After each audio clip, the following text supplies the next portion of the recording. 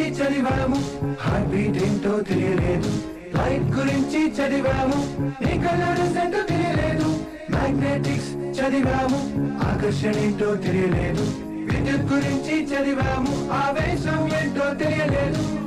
Physics మొత్తం చదివిన అర్థం కాని విషయాలన్నీ నీ ఫిజిక్స్ చూసిన వెంటనే అర్థం అయిపోయాయే.